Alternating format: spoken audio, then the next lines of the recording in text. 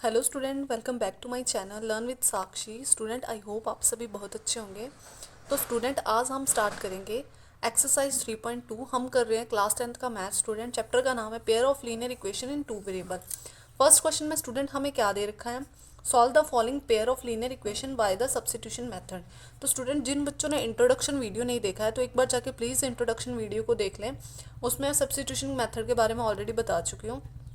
But student, ये है कि जब हम इसका फर्स्ट पार्ट करेंगे तो आपको और अच्छे से क्लियर होगा कि सब्स्टिट्यूशन मेथड है क्या। ठीक है, तो स्टूडेंट, सब्स्टिट्यूशन मेथड में क्या होता है, हमारे पास दो पेयर ऑफ लीनियर इक्वेशन दे रखी होती हैं। तो हम क्या करते हैं, जैसे यहाँ पे ये दे रखी है x plus y is equals to 14। तो यहाँ पे हम इस इक्वेशन को नाम दे देते हैं फर्स्ट इक्वेशन। और जब हमारे पास दूसरी इक्वेशन दे रखी है क्या, x minus y equals to 4, इसको नाम दे देंगे सेकेंड इक्वेशन। अब हम क्या करेंगे स्टूडेंट, किसी भी एक इक्वेशन से x की वैल्यू निकाल लेंगे या फिर y की वैल्यू निकाल सकते हैं, चॉइस है आपके पास। तो यहाँ पे हम फ्रॉम इक्वेशन 2 से मैं क्या कर रही हूँ, इक्वेशन 2 से क्या कर लेती हूँ, यहाँ से मैं x की वैल्यू फाइंड कर लेती हूँ। अगर मुझे x की वैल्यू फाइंड करनी है तो यहाँ पे माइनस का y है, दूसरी साइड जाएगा तो क्या बन जाएगा, प्लस का y। तो यहाँ पे क्या हो जाएगा, x equals to 4 plus y, यही बन जाएगा। और हम इस इक्वेशन को नाम दे देंगे थर्ड इक्वेशन, क्योंकि हमने यहाँ से x की वैल्यू निकालनी। अब ये जो x की वैल्यू होती है ना, हम इसको उठा के किसी भी एक इक्वेशन में रख देंगे, सब्स्टिट्यूट कर देंगे x की वैल्यू को। इसी वजह से हम इसको बोलते हैं सब्स्टिट्यूशन मेथड। ठीक है, तो यहाँ पे मैं जो x की वैल्यू हमारे पास आई है ना, इसको मैं इक्वेशन, ये जो थर्ड इक्वेशन है इसको मैं कहाँ पे रख दूंगी, किसी भी एक इक्वेशन में रखेंगे। बट जिस इक्वेशन से हमने ये वैल्यू निकाली है उससे नहीं रखेंगे। अब यहाँ से वैल्यू निकाली है तो इसमें नहीं रखेंगे, इसमें रखेंगे फर्स्ट इक्वेशन में। तो यहाँ पे मैं लिख देती हूँ put equation third in equation 1। ये लाइन भी आपको साथ में लिखनी है। देन वी गेट, तब हमें क्या मिलता है, वी गेट वैल्यूज पुट करेंगे। फर्स्ट इक्वेशन में x की जगह ये वाली वैल्यू रख दो 4 प्लस वाई। तो यहाँ पे x की जगह मैंने लिख दिया 4 प्लस वाई, फिर साइन प्लस का, फिर इक्वल्स टू 4। अब हमें क्या करना है, 4 तो एज इट इज रहेगा स्टूडेंट, फिर पहले ये y और y दो टर्म है वेरिएबल वाली प्लस हो जाएंगी, जिसका कोफिशिएंट कुछ नहीं होता, उसका कोफिशिएंट 1 होता है। एक बाई यहाँ पे, एक बाई यहाँ पे, कितने बाई हो गए, 2 बाई। तो यहाँ पे आ जाएगा 2 बाई इज इक्वल्स टू 14। ये हमारे पास क्या आ गया, यहाँ से हम क्या कर लेंगे, y की वैल्यू फाइंड कर लेंगे। यहाँ पे 4 प्लस का है, दूसरी साइड जाएगा तो माइनस कर जाएगा।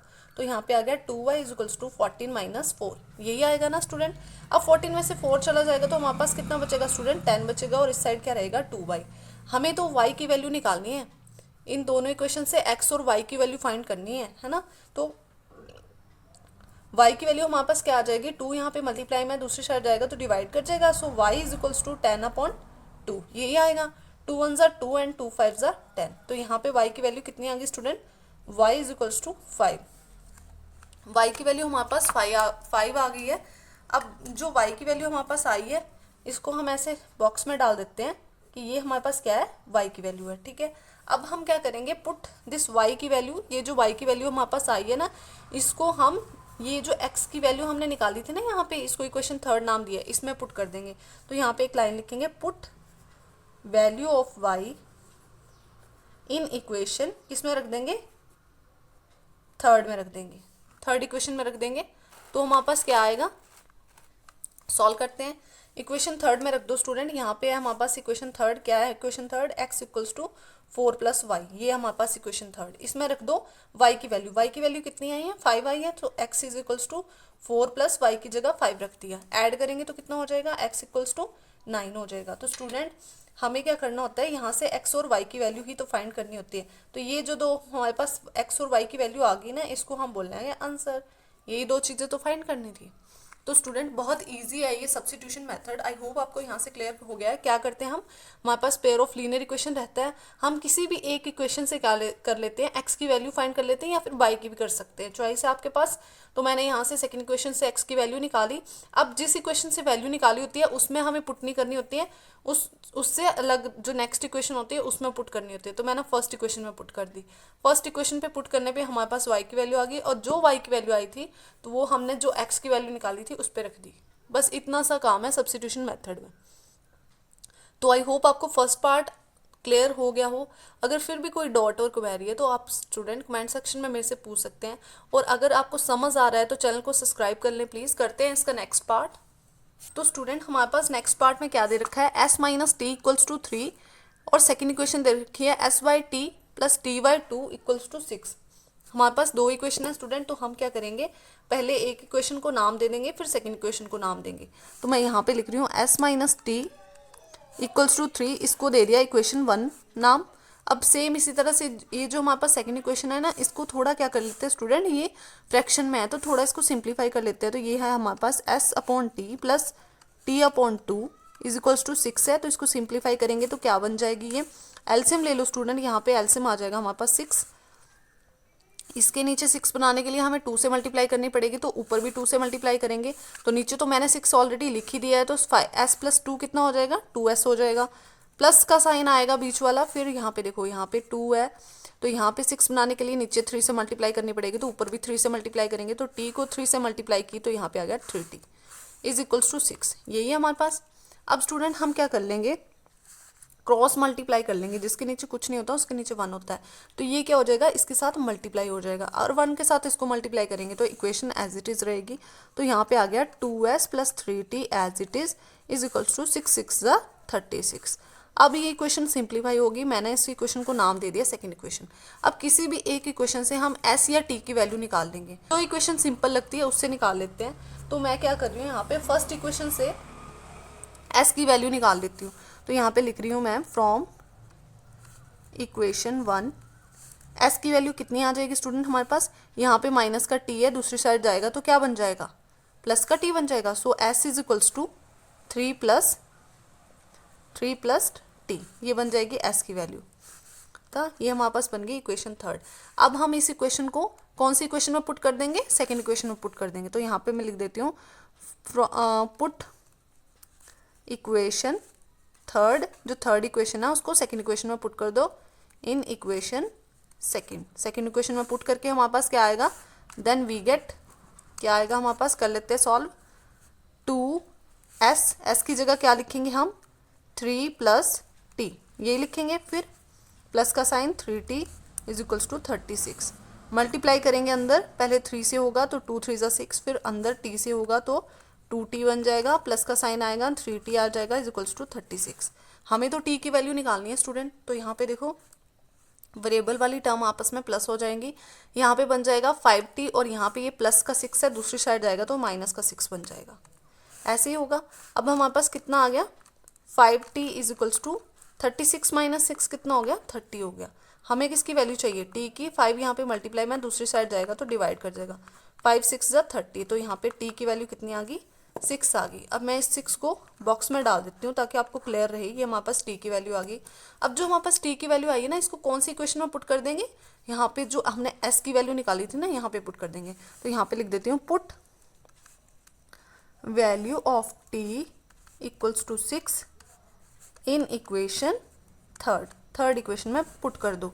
तो पुट करके देखेंगे यहाँ पे s is equals to 3 plus t, तो t की जगह लिखना है हमें 6, तो यहाँ पे आ गया 6। सो s इज इक्वल्स टू 9, तो यहाँ पे मैं लिख देती हूँ s इज इक्वल्स टू कितना आ गया हमारे पास, 9 आ गया। इसको भी बॉक्स के अंदर लिख देंगे और ये क्या है हमारे पास, s और t की वैल्यू आ गई, ये हमारे पास आंसर है। तो स्टूडेंट आई होप आपको सब्स्टिट्यूशन मेथड अच्छे से क्लियर हो रहा है। यहाँ पे हमने इसके 2 पार्ट कंप्लीट कर लिए हैं स्टूडेंट, करेंगे इसका थर्ड पार्ट। सो स्टूडेंट करते हैं इसका थर्ड पार्ट में क्या दे रखा है स्टूडेंट, हमारे पास फिर से 2 इक्वेशन आ गई, पेयर ऑफ इक्वेशन आ गया। एक को नाम दे देंगे हम इक्वेशन 1, दूसरे को नाम दे देंगे इक्वेशन 2। तो मैंने इसको नाम दे दिया इक्वेशन 1 और इसको नाम दे दिया इक्वेशन 2। ये हमारी फर्स्ट इक्वेशन है, ये हमारी सेकेंड इक्वेशन है। अब हम इक्वेशन 1 से क्या कर लेंगे, x की वैल्यू निकाल लो या फिर y की वैल्यू निकाल लो। फ्रॉम इक्वेशन 1 मैं यहाँ से अगर x की वैल्यू निकालती हूँ स्टूडेंट, तो यहाँ पे देखो ये माइनस का y है, दूसरी साइड जाएगा तो प्लस कट जाएगा, तो यहाँ पे हो जाएगा 3 प्लस वाई, और यहाँ पे मल्टीप्लाई में 3 भी है तो वो डिवाइड में चल जाएगा तो फ्रैक्शनल वैल्यू आएगी।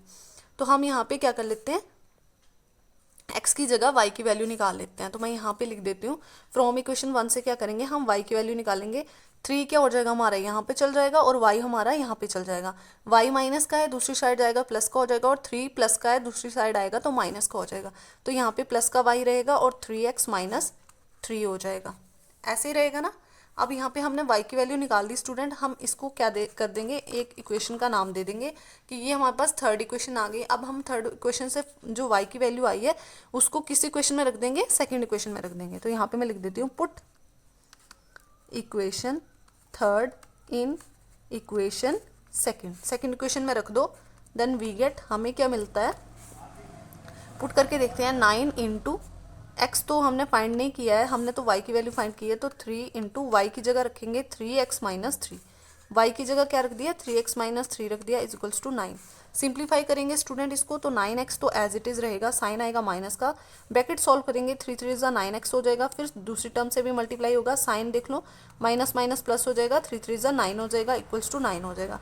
प्लस का 9x माइनस का 9x कैंसिल हो गया स्टूडेंट, यहाँ पे क्या रह गया 9 इक्वल्स टू 9।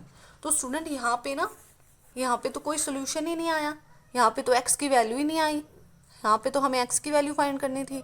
तो स्टूडेंट ऐसे क्वेश्चन में आपको परेशान नहीं होना है।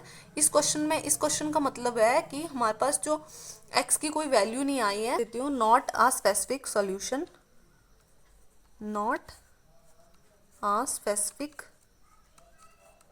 सॉल्यूशन, कोई इसका स्पेसिफिक सॉल्यूशन नहीं होगा, और इसका जो सॉल्यूशन होगा इनफाइनाइटली मैनी सॉल्यूशन होंगे, एंड हैव इनफाइनाइट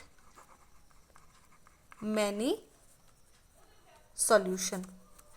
जब आपके पास ऐसा कुछ आ जाए तो हम क्या बोलते हैं कि इसका कोई वैल्यू नहीं आई ना यहाँ पे x की, तो हम क्या बोल रहे हैं इसके पास कोई स्पेसिफिक सॉल्यूशन नहीं है, इसके तो इनफाइनाइट मैनी सॉल्यूशन है। तो हम यहाँ पे ना स्टूडेंट मान लेते हैं, लेट कर लेते हैं अपने मन से x की वैल्यू हमारे पास अगर 2 है, तो x की वैल्यू अगर हमारे पास 2 है तो हम इसे किसी भी एक इक्वेशन में पुट करके देखते हैं। तो मैं यहाँ पे फर्स्ट इक्वेशन में रख के देख रही हूँ, 3 इंटू एक्स की वैल्यू अगर मैं 2 रखती हूँ तो यहाँ पे आ जाएगा minus y is equals to 3। यही है ना हमारे पास फर्स्ट इक्वेशन, मैंने यहाँ पे रख के देखी, देखो 3 2 ज़ा कितना हो गया 6 माइनस वाई इक्वल्स टू 3। तो यहाँ पे प्लस का 6 है, दूसरी साइड जाएगा तो माइनस का 6 बनेगा। यहाँ पे आ गया 3 माइनस का 6 कितना हो गया प्लस माइनस माइनस, और यहाँ पे कितना आ गया 6 में से 3 जाएगा तो 3 आएगा, साइन आएगा बड़ी टर्म का, माइनस से माइनस कैंसिल हो जाएगा और y की वैल्यू कितनी आ जाएगी 3 आ जाएगी। तो यहाँ पे देखो जब हम x की वैल्यू 2 रख रहे हैं तो y की वैल्यू 3 आ रही है। हम यहाँ पे x की वैल्यू कुछ भी रख सकते हैं, यहाँ पे आप x की वैल्यू 1 भी रख सकते हो। अगर आप x की वैल्यू 1 रखोगे तो स्टूडेंट देखो मैं यहाँ पे x की जगह 1 रख दूँ तो 3 1 ज़ा 3, और दूसरी साइड जाएगा तो माइनस हो जाएगा, तो 3 से 3 क्या हो जाएगा कट हो जाएंगे, और यहाँ पे y की वैल्यू कितनी हो जाएगी 0 हो जाएगी। तो इस क्वेश्चन में ना कोई स्पेसिफिक सॉल्यूशन नहीं है स्टूडेंट, इसके इनफाइनाइट मैनी सॉल्यूशन होंगे। ओके, तो यहाँ पे ये क्वेश्चन कंप्लीट हो गया, बहुत इजी क्वेश्चन था ये, क्योंकि आगे सॉल्व ही नहीं करना पड़ा, यहीं पे कंप्लीट हो गया। तो आप यहाँ तक लिख के भी छोड़ सकते हो, और यहाँ पे अगर आपको शो करके बताना तो यहाँ तक भी कर सकते हो। और स्टूडेंट अगर आपको वीडियो अच्छे से समझ आ रहा है, जो मैं पढ़ा रही हूँ वो आपको अच्छे से समझ आ रहा है, तो चैनल को सब्सक्राइब कर लें प्लीज़, वीडियो को लाइक कर लें। मिलते हैं नेक्स्ट वीडियो में, तब तक के लिए bye bye, thank you for watching.